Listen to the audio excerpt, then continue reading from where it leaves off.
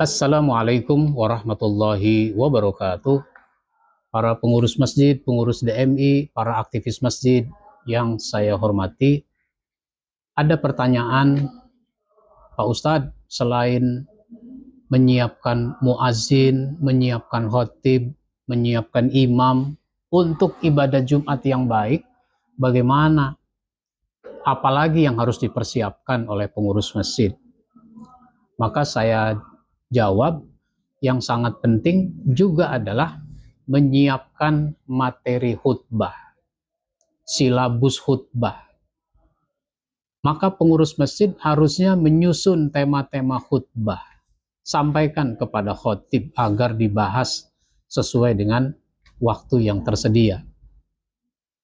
Pak Ustadz, kalau pengurus masjid menyiapkan tema khutbah, itu khotibnya nggak siap, khotibnya tidak mau, bagaimana Pak Ustadz? Ya kalau dia nggak siap, nggak mau, jangan khutbah di masjid kita.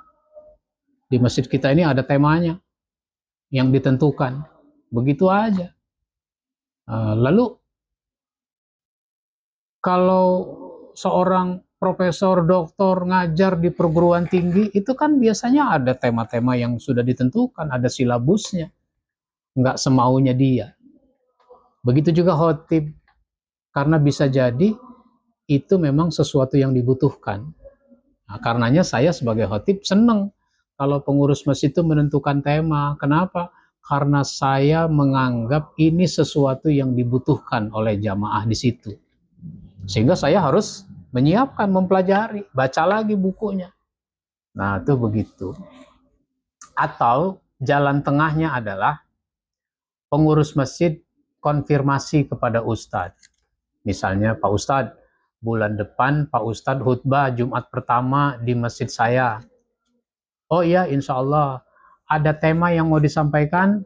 Nah, kasih tema. Misalnya kalau gitu temanya 3 faktor yang menyempurnakan iman. Nah, misalnya begitu. Begitu. Nah, maka khotib ketika dikasih tahu, oh Pak Ustadz, 3 faktor menyempurnakan iman itu yang dari hadis ya.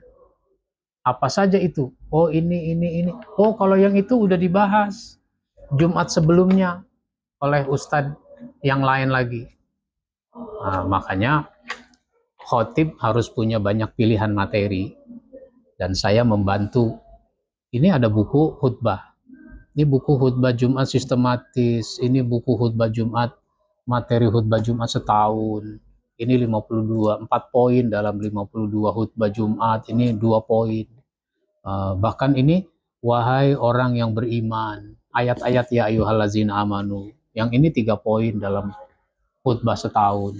Jadi orang jadi khotib nggak usah bingung materinya apa. Dari buku ini saja udah banyak. Bahkan disusun secara sistematis, disusun dengan poin-poin yang memudahkan para khotib untuk memahami dan menyampaikannya lagi. Jadi pengurus masjid tentukan temanya yang cocok dengan jamaah setempat. Ini sesuatu yang harus mendapat perhatian kita semua agar khutbah, agar ibadah Jumat itu bisa berlangsung dengan baik dan jamaah mendapatkan ilmu, tambahan ilmu, karena ini forum yang sangat penting. Saya suka mengatakan satu-satunya forum penyampaian ilmu di masjid yang jamaahnya banyak, berlangsung secara rutin, tanpa publikasi, itu adalah forum ibadah Jumat.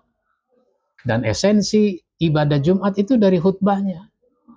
Maka kalau khotib nggak datang, nggak bisa sholat Jumat. Begitu juga Idul Fitri, Idul Adha. Esensinya adalah mendengarkan khutbah. Makanya wanita haid boleh datang untuk ibadah Idul Fitri, Idul Adha, meskipun dia nggak sholat. Kenapa? Untuk mendengarkan khutbah. Datang, dia bisa duduk di samping masjid, di belakang masjid, atau apalagi diselenggarakan di tanah lapang. Ini menunjukkan betapa pentingnya mendengarkan khutbah. Dan khutbah itu adalah zikrullah, zikir kepada Allah.